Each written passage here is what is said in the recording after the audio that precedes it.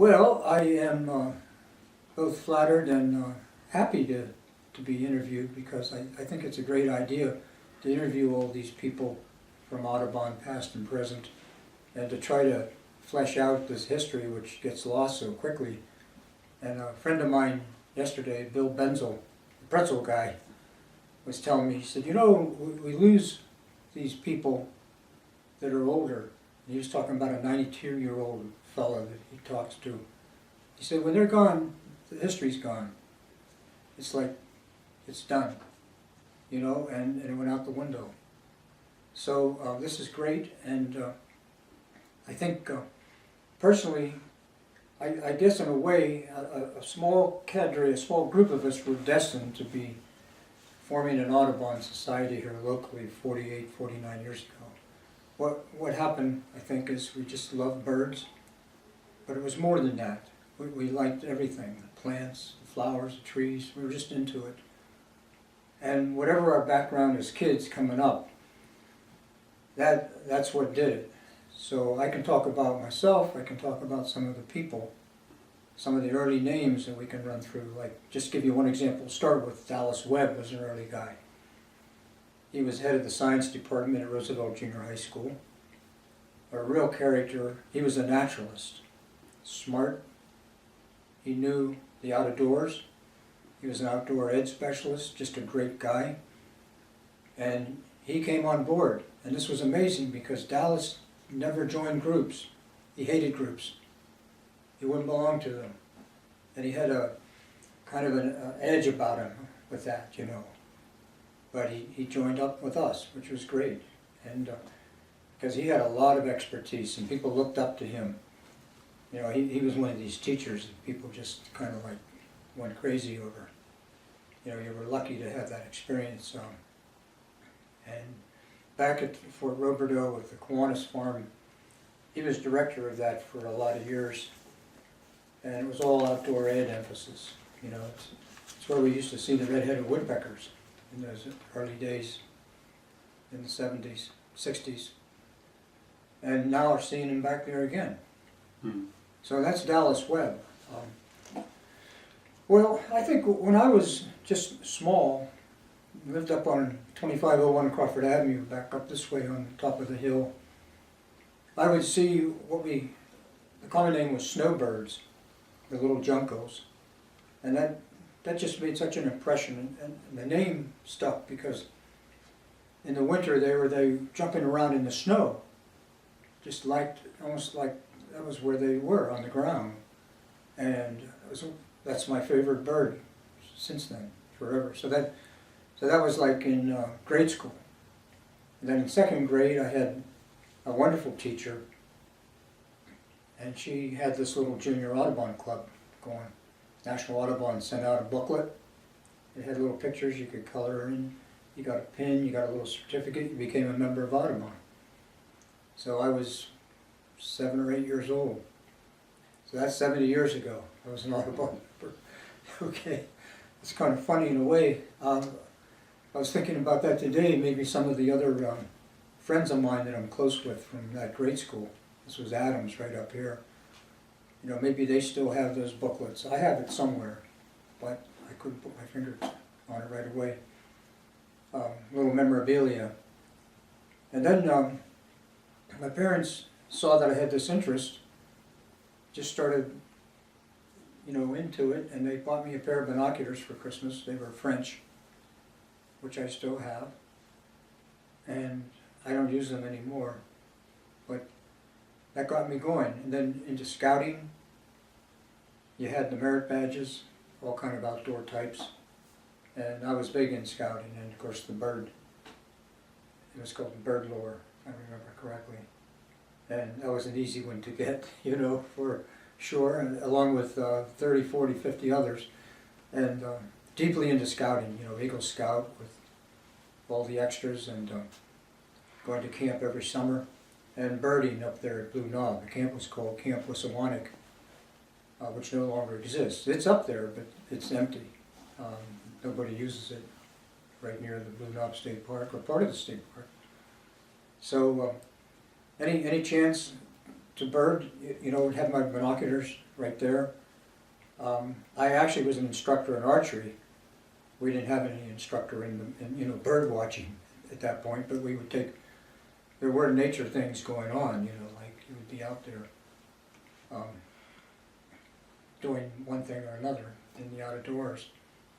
So that I think was a big thing with scouting. That had a lot to do with me getting into it. And then in the 50s, later in the 50s, ended up down in Wildwood, New Jersey working. And that brought me into contact with all that element of birding along the shore. And we'd get going to Cape May. We'd go up to Stone Harbor. Stone Harbor was big because you had the sanctuary.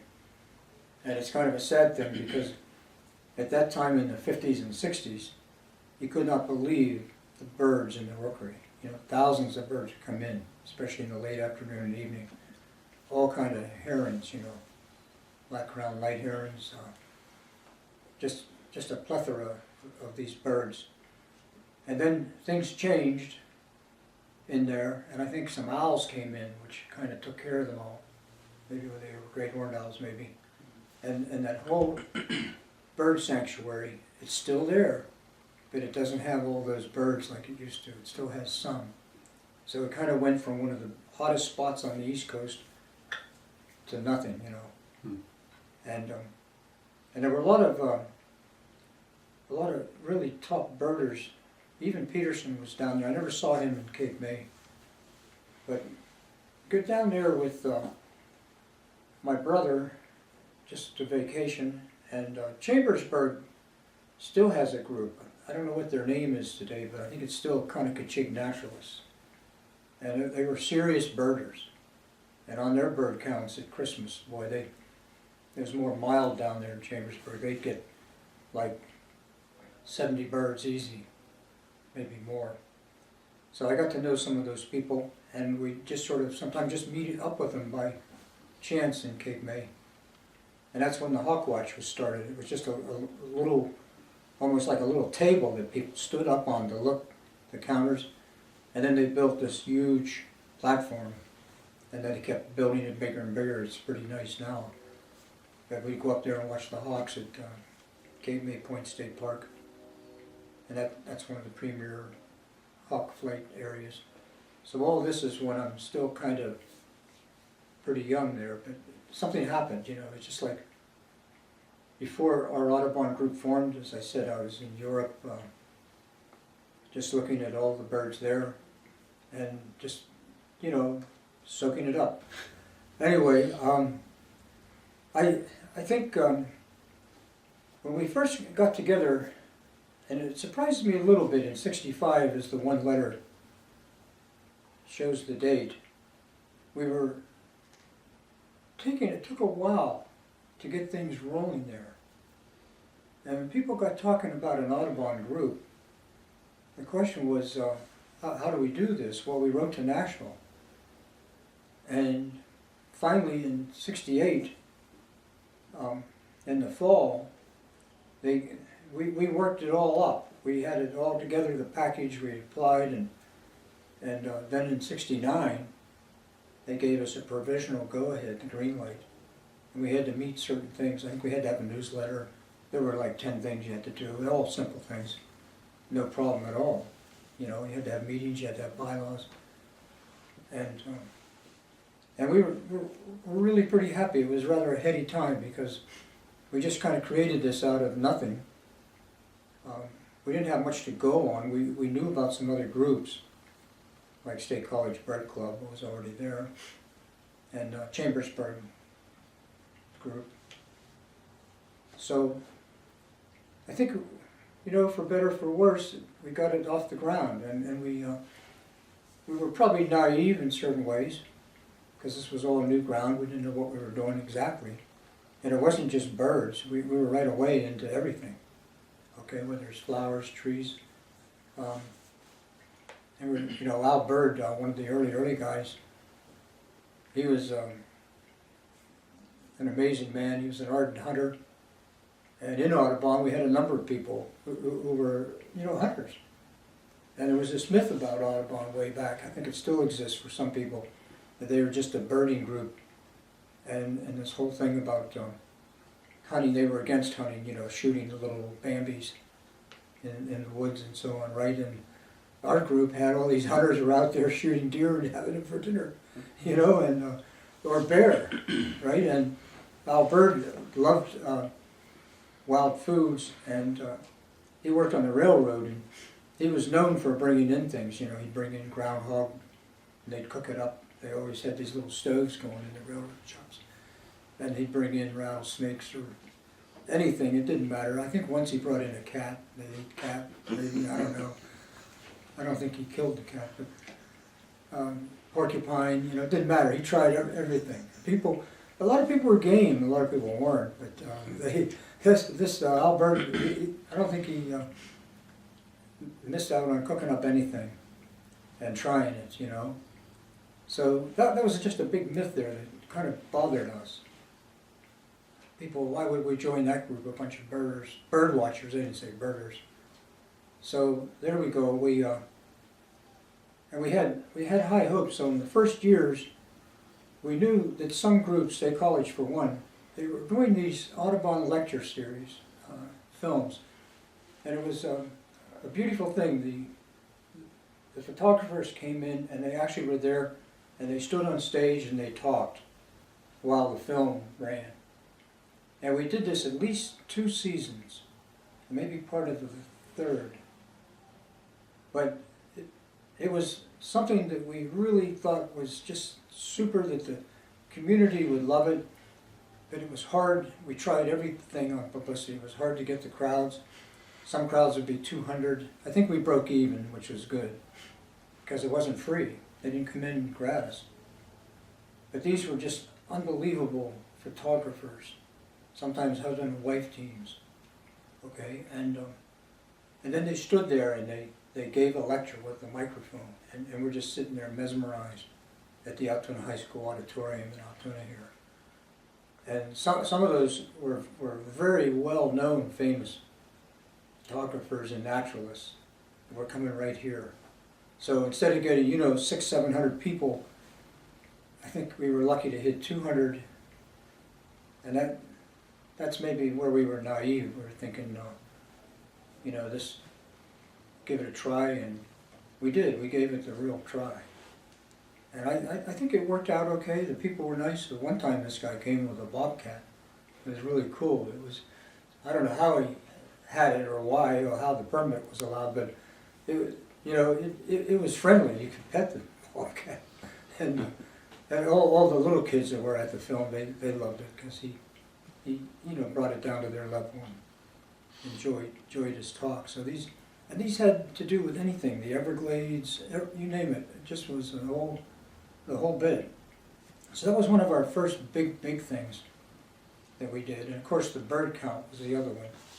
The Christmas bird count was, first one was in '69, and I think we're up to 48 now. I don't think we ever missed a year, as far as I know. And in the early years, we had our typical bad weather at times, and sometimes we were lucky to hit 31, 35 birds, different species, which, now we're doing maybe double that if we're doing our work. And things change. When you look at the rundowns on the early ones, you had people there who were kind of surprised to see certain birds, like the redpolls. How did we get redpolls here? We just weren't too up on it. But once the bird count started, we started to see them. And we don't seem to see them anymore much. No. They're just not coming down. And these shifts have occurred through the 48 years. As we know, the evening grosbeaks, we saw them every year. Now they're gone. We don't see them at all. But the rough-legged hawks, it was just a treat, to go down. We could see 6 or 7 rough-legged hawks with no trouble at all. Now we don't seem to see them. Horned larks, that was hit and miss a little bit. Sometimes we'd get like 250 horned larks, and then bingo, it's kind of rough going now to see them, and I'm wondering what's going on with them. We saw the snow buntings, more, I think, in the past. Haven't seen them for a while, but so we did what we were supposed to do with this bird count. Have fun and also gather all this data, which scientifically people are using, to figure out maybe what's going on with the environment. And I know we had this question about the gnatcatcher. And when I was a kid, I had this book. I can't remember where. It might have been this exact same book, but these are in the public library. Blair County's first 100 years. And this was really, for what it was, this was one heck of a book. Okay, when you got to that point of 100 years, Blair County was founded in 1846. Before that, it was parts of other counties. It was part of Huntington, it was part of Bedford, but then it became its own county. They just carved out a new county called Blair. And in this book, just what you'd expect, but you wouldn't expect a chapter on the history of Blair County's 100 years to be called Birds of Blair County. It's just a little 4-page chapter. The last 4th page gives a list here of the approximate dates of arrival and departure of some of the common migratory birds in Blair County. And Merle Wood in Birds of the State College fellow in Birds of Pennsylvania, he does the same thing. He tells you the approximate dates when you can expect to see birds coming in and when they leave. But the woman here was a teacher at different schools, including Roosevelt for a while. And she basically was a teacher, but a naturalist. Grace Mosser, M-O-S-S-E-R. And I just had read this, and I found this one little thing that kind of, there were a number of things in here that were amazing, but most of it was just kind of like persons loved birds, and she talked about, the different birds you could see. She made a rundown through a lot of them, but she talked about gnatcatchers. And this was in a chapter, a paragraph, are rare birds ever seen in the county? And she says, well, parapeliated woodpeckers were seen in Turkey Valley, where they're permanent residents. Well, we just kind of figure they're all over now, but a colony of black-crowned herons was observed. Whoa, that's pretty amazing. Another very rare specimen has been verified at 2 different times with a period of 12 years intervening. The bird was in migration and was identified as the blue-gray gnatcatcher. So that's Grace Mosser in this history book. So I look at this as a little kid, maybe I'm in junior high. So I call her, okay, because I saw a gray gnatcatcher, blue-gray gnatcatcher out there, and plain as day, I observed it, and I thought, what the heck, it's pretty rare. And I talked to my mom, and she said, yeah, just call her. And she probably helped me get the phone number, and I talked to her, and she said, oh, thank you. That's nice that you're watching birds, and, she was that kind of a lady. And so that just kind of gave the seed for coming up with the name of the newsletter. But it got me excited, thinking, like I'm naive little guy, thinking, okay, I saw a rare bird, and I was moved to call her. And then later, it didn't seem to be too many years later, when I was, in my late teens or 20s, then I started to realize, I think that she was not, she loved birds. And if you wanted to get somebody to take you out somewhere and see birds and identify them, this is your woman, Grace Mosser. But she was probably technically a birder, but I don't think she was, like some of us now, who have this deeper experience, and that translates. The proof of that, of course, is like now with our bird count, we're seeing double every year the species that we used to see starting out. So what did that tell us about all of us as bird watchers? Okay, and if you are deeply into it, we self-identify as birders, and I don't know, sometimes that comes across as being a little elite or smug or something maybe, I don't know. I think it's a term of respect that a lot of people who are out there use for one another, people say, well, yeah, you're a real birder. And, but I don't know, I think Grace Mosser, she just probably didn't get out there looking and seeing gnatcatchers like they were there. That's what I think. So the gnatcatcher itself as a newsletter, if we look at the heading, this is where we get started. How do we do a newsletter? Because we had to do something to communicate. And the early copies, this is not a good example because it's not dark enough. I didn't grab the dark enough one, but we had gnatcatcher written in a script across the top. And this was written by Al Richardson, who was one of the early members that not too many people remember. This was one of these wonderful guys. And when I think about certain people that I knew growing up, including my dad, I looked at certain people who had a certain definition of gentleman, which sometimes translates as gentleman. Al Richardson was an architect, and he was a wonderful fellow.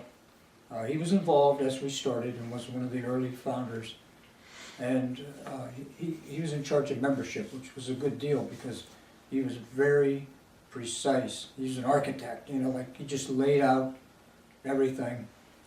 And he did that script across the top, which I think we made it into a stencil somehow, because in all the early gnatcatchers, that's what we used. The early gnatcatchers were fairly crude. They were, they were run off on mimeograph machines. So you had a stencil, and then you stuck that thing in a mimeograph machine that you cranked up, and you ran it, and if it didn't run right, the thing would bleed, and ink would be all over the gnatcatchers, and yeah, we ruined some before we got them going. But the early gnatcatchers did not have the little bird up there. And then they did, and I don't think I have one of those with me. They got a little bird that I think I drew, which was pretty pathetic. And then we got Dorothy Bordner from State College, the State College Bird Club, to give us permission. We talked to her on the phone, very gracious, and she said, by all means, use my little gnatcatcher from Dr. Wood's book. And I think today they're not using that with the newest ones, which is okay. You know, I'm good with anything. But this was the gnatcatcher. That was the one that Dorothy Bordner drew in her book, and I thought it was pretty nice. I think the word itself, catcher, in the sense of catching up the news and catching up with the membership, and so it had a little bit of that too, you know. Yeah, that was in our mind. Oh, I just didn't make that up right here on the spot. So I thought it was just catchy. Other people had different names for their clubs that sometimes involved, they were bird names, some of them, the Audubon branches. And why Juniata Valley? Yeah, that's a little confusing to people who aren't. Yeah, that's a good question, and I'll run that by, because that's one of the real good reasons why we're doing all this, because nobody is left anymore that would remember, I'm sure.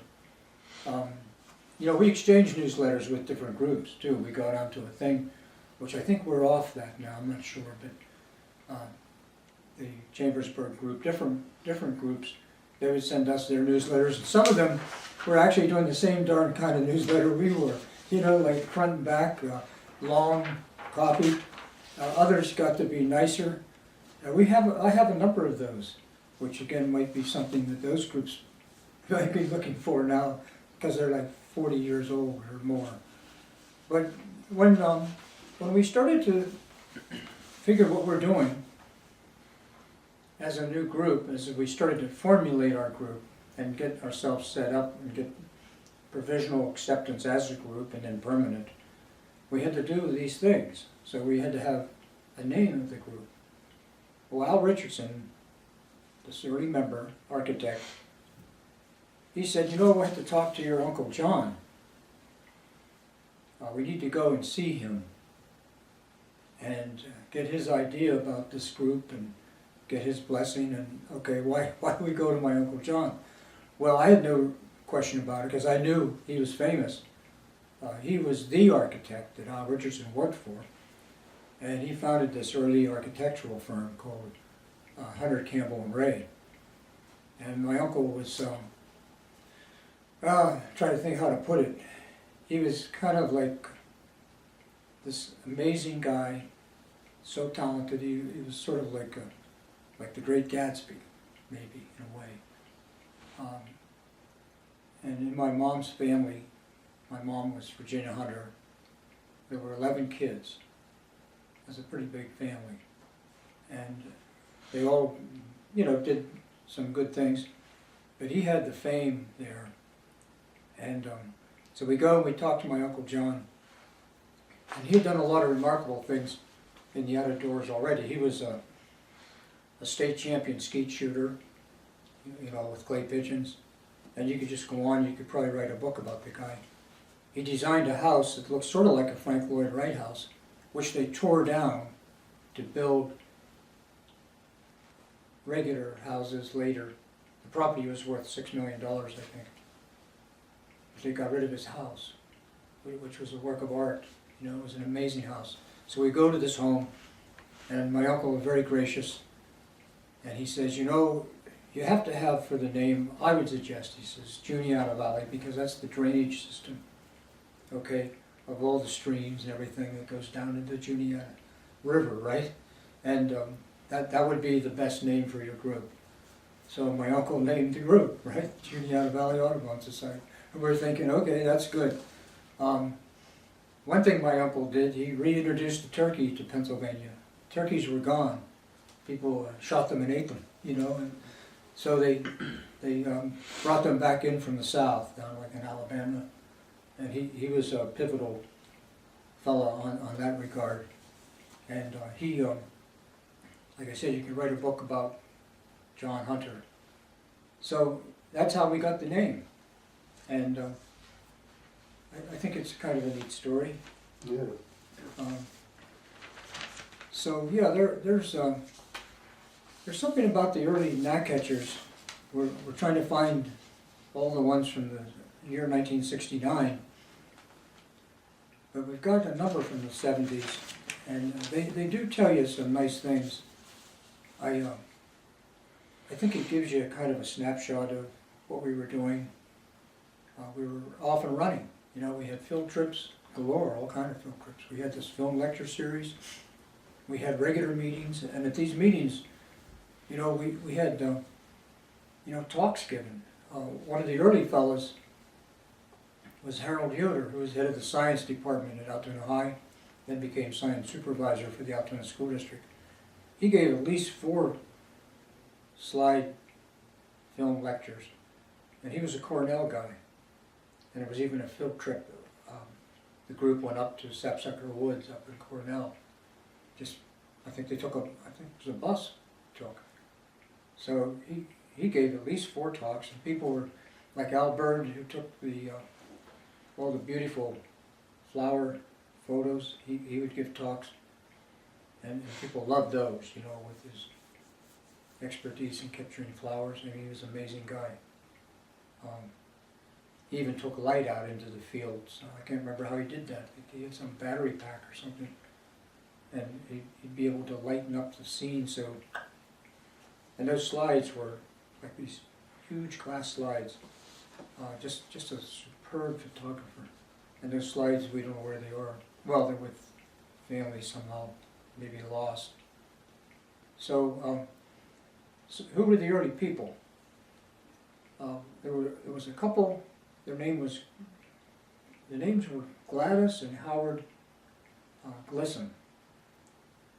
And Gladys was the one, she had a real interest in birds. She might have possibly even contacted Audubon, with like definitely I did.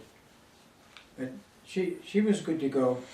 We had our so-called first big meeting where it was advertised in the Altoona Mirror, and then people would show up, who wanted to talk and see if we could get this group formed. Al Richardson, I mentioned, Gladys and Howard. I think, trying to think there, maybe Jake, I might have some of those names if I can look here. These were the early movers and shakers, and I thought it would, I think the thing about this is, all these people were gone except me, I guess, but new people came in, and our bylaws, we knew from the beginning, if we did those bylaws correctly, that this group would last forever. That was the goal of bylaws. Like 200 years ahead, it would be a Juniata Valley Audubon Society. That was the practical thinking. And if all the officers got mad and quit, the bylaws would pick up and the group would go on. Somebody would take over. Bill Anslinger was one of the early people. He just passed away here recently. He was 95 years old. And he was just a very interesting guy, a local historian. I mentioned Dallas Webb, I believe, who was the science guy. John McCall. He was kind of like Gladys Glisson in a way. He just loved birds. And he lived in Sinking Valley. And he and his wife just loved feeding birds and going out all over. So they were just happy as could be to be part of this whole thing. John was the greatest guy. He was a mailman. And we had a lot in common. We would just talk. He was just one of these sort of homespun guys. And he actually was delivering mail where we lived, out on Ruskin Drive, going out toward El Dorado. And so we'd chat, and my dad got to know John, and my dad bought him every year subscription to Audubon magazine. And John was a good collector of bird books too. He had quite a collection of bird books. So he was one of the early movers. A fellow named Charlie Walton. Then there was a fellow named Mike Chonko. And Chonko is a Slavic name. I can't remember exactly. He might have been Slovak. But Mike and Margaret were just great early members. Mike was a super smart guy. And he was a real help in getting started. An organized fellow. Unfortunately, at one point they moved down to Maryland after some years. That took them out of the picture, although we kept in touch with him. He was a Unitarian, which always intrigued me. I'd never met anybody before or after who was a Unitarian. But one of the smartest guys I ever ran across. Bill Murray was an older fellow. He lived at Point View. He had a certain fame. He was a local historian, connected with Baker Mansion, running the mansion there. Paul Luckner lived in Sinking Valley. The Truth Close, she was a school teacher. I don't know if you remember Truth Close's Oh, yes. name. Yeah, she was a feisty member, and she could be counted on to counter. If you came up with an idea, she would be saying, well, okay, but what if, you know, and she always would question things, which was good. And her sister, who was Catherine Everts, they both, Truth Close and Catherine Everts and Fred Everts, lived in Sinking Valley. So that was nice to have them with that connection. And that's kind of how everything, I think, came around to where, if we're going to do the Christmas bird count, Sinking Valley should be the center, and then there's this little crossroads called Culp, C-U-L-P, which, you know, it used to be a little tiny village. Now it's just a crossroads. So that was the exact point of the center of the 15-mile diameter circle. But we had the people back there in Sinking Valley, which helped. And the whole idea of being near Fort Roberto, too. Another fellow who was a treasurer for a while, who was really a good person, too, because he was pretty smart, was Jack Hancock. Harold Yoder, the science supervisor I mentioned, and I think that might be running down through the names. These were all the early people, and I'm probably missing a few of them there, but the people that made it work. okay? Because everybody just rolled up their sleeves, and after a few years there, we got into birdseed sales, where we sold birdseed. I don't know how long that went on, but it went on for a long time. 20 years maybe. Yeah, maybe 20 years. And that took a lot of work. It took, labor too, getting all this birdseed, like hundreds and hundreds of bags of birdseed out, distributed and That was before like every Agway and Walmart. Walmart didn't Yeah, exist, and I mean, that's a it was good harder point. to get birdseed back then. yeah. For younger people wouldn't remember that, but I'm not even sure I can remember how we got it or what our source was for it. Whether it was some connection with a feed mill, like Tyrone Milling, I don't know.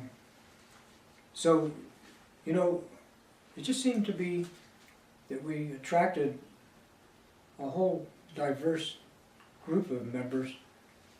I think we lamented a lot. We always thought, how can we get more young people in?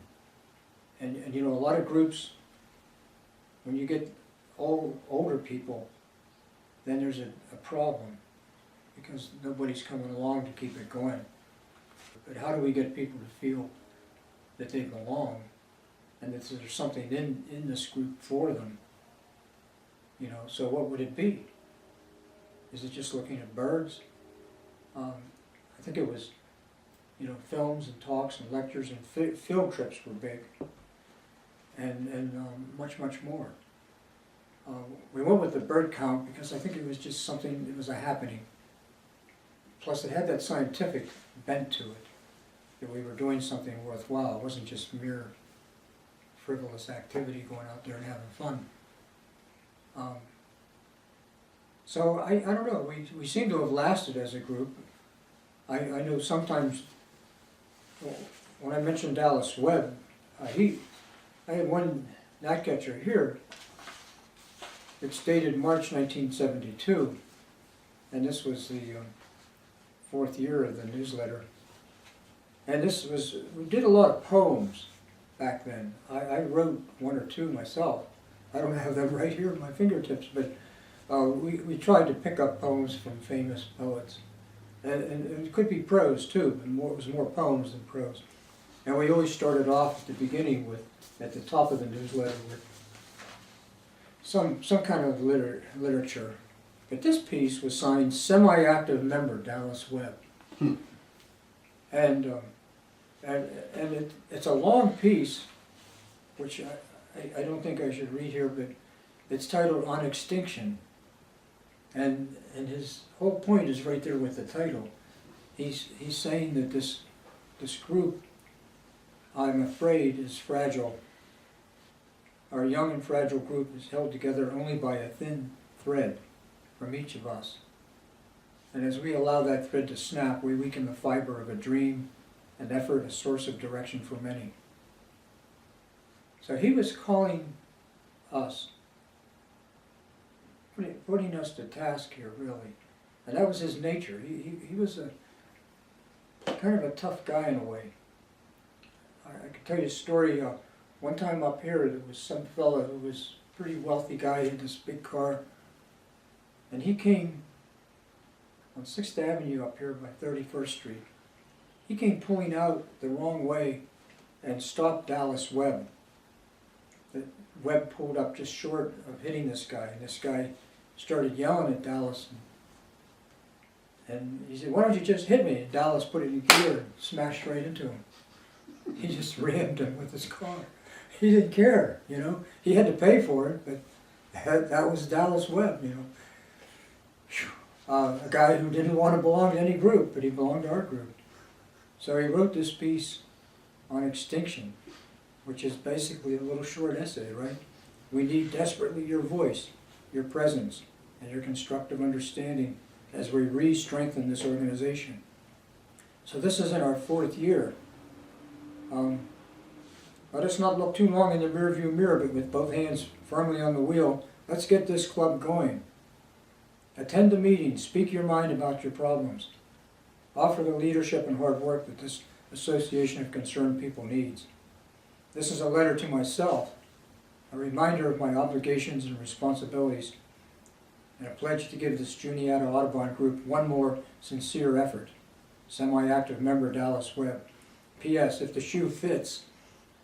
Okay, the old cliche there. So, were we teeter-tottering on the edge of extinction?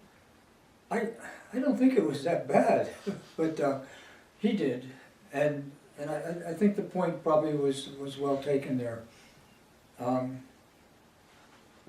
then, you know, we got Earl Higgins coming in as president, so that was the 4th year. He was a forester. I don't know if you remember Earl Higgins at all. He lived up in Eaton Hill, which is an area above Spruce Creek that's in the Count Circle. And he was an interesting guy. He definitely worked for the state. He was a state forester, as I remember. And he became president. So in the 4th year here, March of '72, we got Earl Higgins president, vice presidents Al Richardson, whom we mentioned, the architect, recording secretary Margaret Chonko, treasurer Truth Close. So there, those names keep coming up. These people were volunteering, becoming officers, and we survived. Hopefully, we will survive forever. It's not like this group is essential totally. It's just part of the whole picture. And you know, now we have all these conservation efforts that are going on. There's a multitude of them, at least 4 or 5 right now. But we had these things going back too. I think Dallas Webb might have been disenchanted a little bit. There was a lot of hope with Earth Day, and Earth Day, I'm trying to think, was it 69? 1970. It was 70. Yeah. Okay. So that and that's when we have all the gnatcatchers, the newsletters from '70, and we were involved in Earth Day. We had the schools all over. Altoona High, the whole week was just given up to Earth Week, and classes were changed instead of your normal regular class. Not for every subject, but a lot of them. The principals, superintendents, they allowed the freedom of expression. So you had all kind of things happening. We had assemblies every period. If a teacher felt like letting the kids go, then it'd be just like 900 kids in the auditorium. And we had rock groups playing songs that were apropos. And it was just a happening. It was a crazy, crazy thing. People rode their bikes to school. Hundreds of kids rode their bikes. And there were photo contests. It just went on and on and on. There were wild food, edible food demonstrations. Audubon had some little role in that, you know, and I was teaching at that time. So I was, as a faculty member at the Altoona High School, I was one of the faculty organizers, you know, to go along with the students. It was very much a student-oriented, driven thing, though. And it was just to me, it was just a beautiful thing because, you know, these were kids that normally were just lockstep, class after class, right? And here they just sort of burst open this whole thing about the environment and pollution and litter, and we put out different litter cans, you know, for trash at different places, and it just was a whole. There must have been dozens of things that we tried to do or actually did do with Earth Day, and then year after year it continued, and still Earth Day is celebrated. But after that first big year, then it sort of toned down a little going in years ahead. But yeah, we felt as an Audubon group, we were pretty happy about all that. And then down through the years, different things came up. There was a tract of land over where the Station Mall is now, and the UPMC Medical Center, Station Medical Center. It was this huge tract of land. It might have been 5-6 acres. And we had this thought that could be a beautiful center of town park.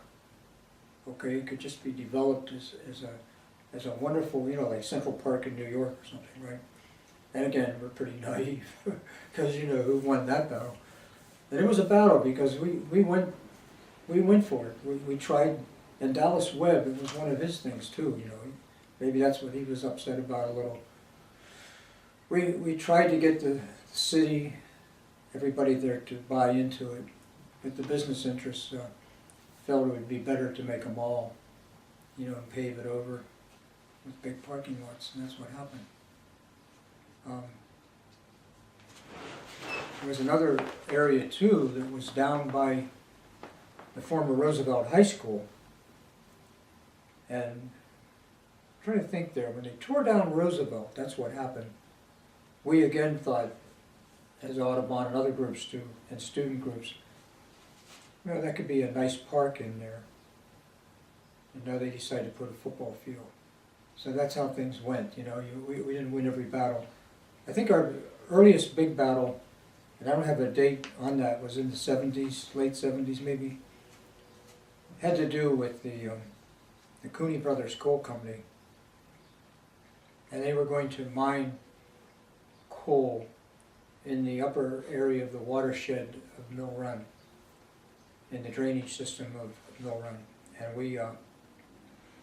we fought that tooth and nail, and somehow we won that battle because the state came out and said they could not mine. And I think that Yeah, Paula Ford led that. yeah, she was one of the people there. Yeah, but we had some people in there. The Altoona Mirror, we had people there who were on our side. That's, in a sense, okay. They gave us a lot of coverage. And then there was one guy with DER, whose name I can't rattle off here, who you could tell right away, he just couldn't see this coal mine company's argument, you know. It just didn't fit in with what DER was trying to do, what they felt was right. So we always had a good feeling there, but we never knew if we were going to win or not. It went to court and everything, I guess, you know, and it was a bitterly fought battle where we had to give testimony and we had to do a lot of work. Yeah, that was one of the major big things that we accomplished, I'd say.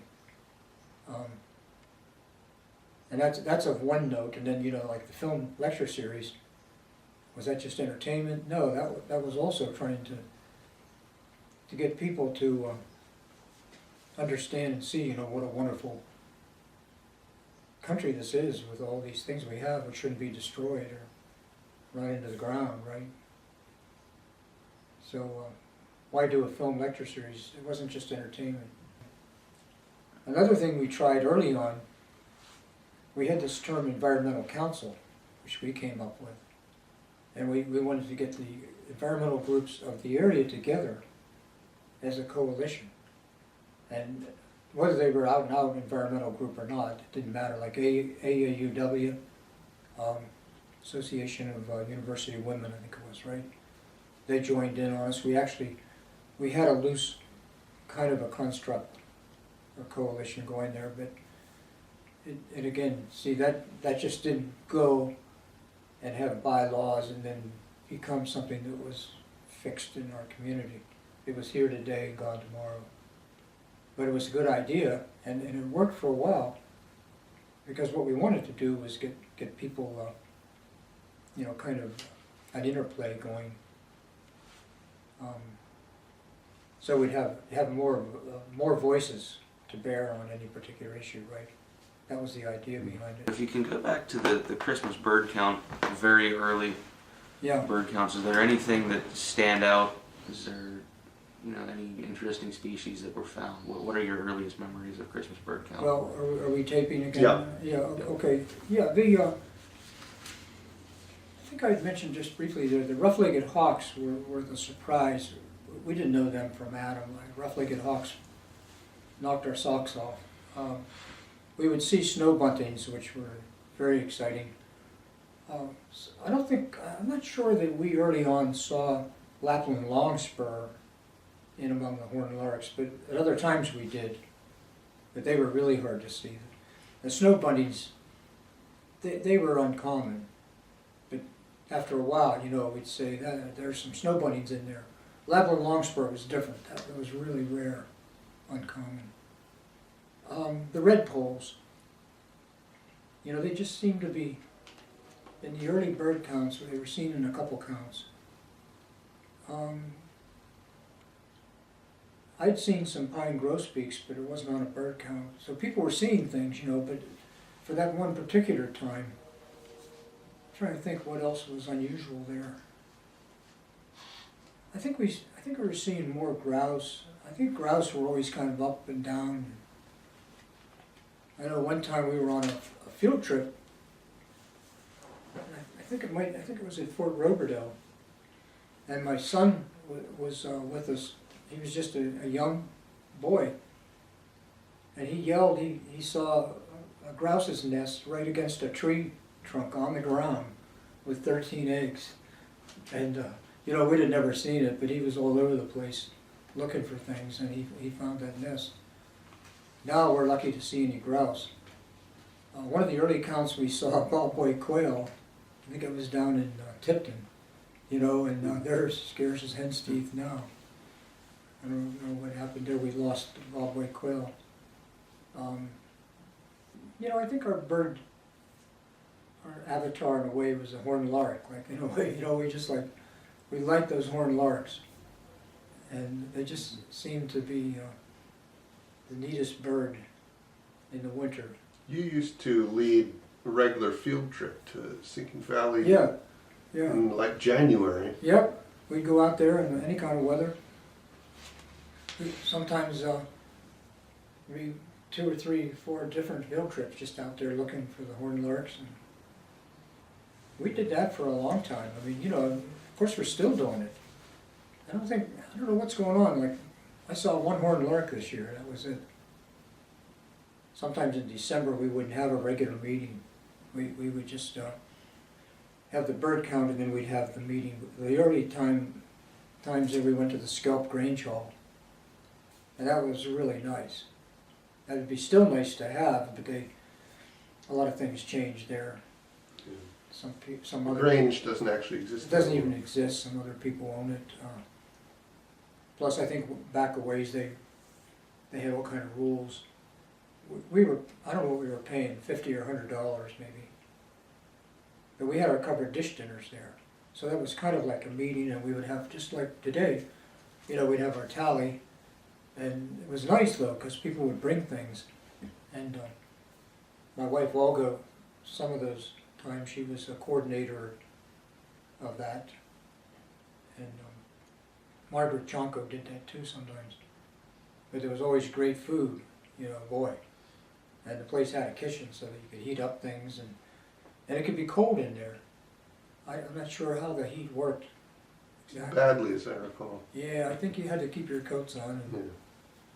but it was a big space there, and the kids were welcome. Kids ran around, had a ball. And it was right out there, you know, in Sinking Valley, so it was kind of a fun thing to do. Yeah. Our meeting places shifted around. For our regular meetings, we went to the Altoona Public Library, to the Children's Theater. And there was a time in the early 70s we went out, I'm not sure why we did this, we went out to Hollidaysburg. And we actually met in Highland Hall, which was a courtroom facility, I think, partly or part-time maybe back there. I'm not sure how the heck that happened, but that couldn't have been too long. So we bounced around. Years later, we went to the 28th Street Church of the Brethren right down here, a few blocks. And that had a nice kitchen. That was actually a pretty nice venue for meetings. And I don't know why we changed out of there. So we have kind of bopped around a bit on where we meet. So, you know, we run down through these names. And there was a fellow who lived up Juniata Gap named Jim Samuels. And he was actually a mentor of this Al Bird, who was the great photographer. And Samuels was one of these sort of woodsmen. There's a guy that should be studied. I don't know how we find and bring to life some of these people from, because he was old then. But people would talk about Jim Samuels. and he knew what was going on, and I think he led some hikes too. Sometimes we would take these hikes. There was a science teacher who was again famous. His name was Jaggard. Mr. Jaggard led a hike from Juniata Gap up the mountain and came right up at Wapsie Lookout. You had to just sort of crawl the last part of it up there. It was a huge, long hike.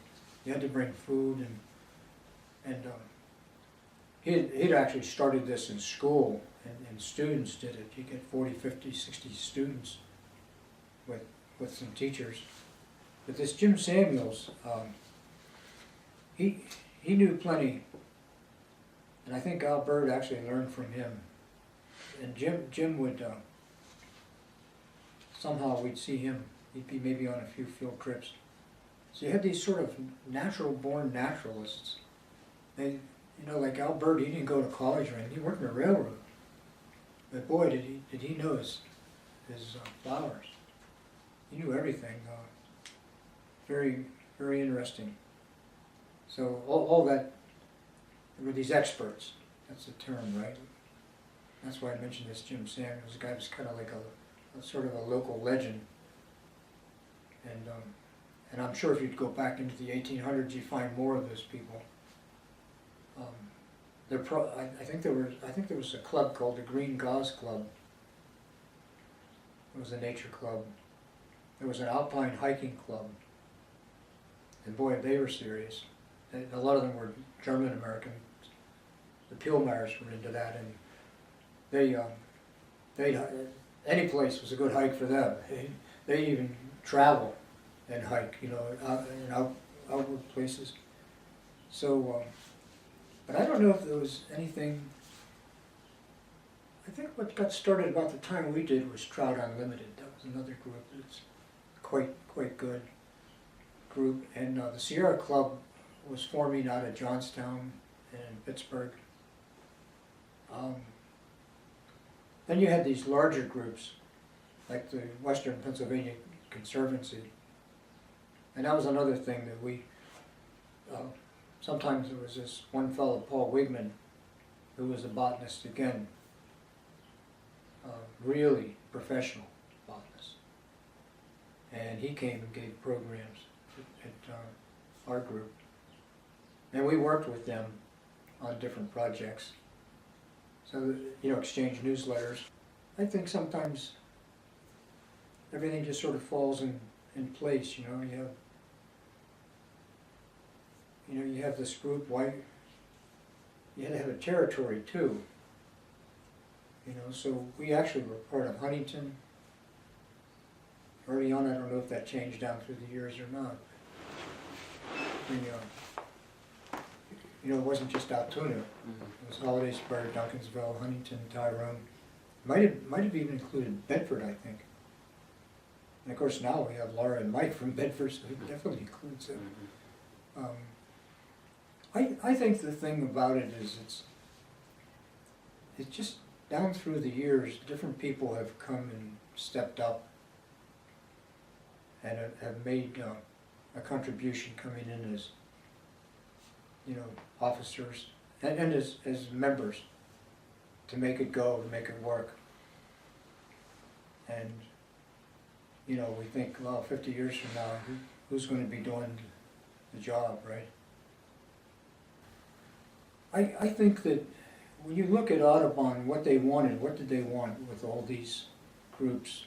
I'm not sure every state has an Audubon group or set of groups. But it's kind of like the parts add up to the whole. It all adds up to something bigger even than the national.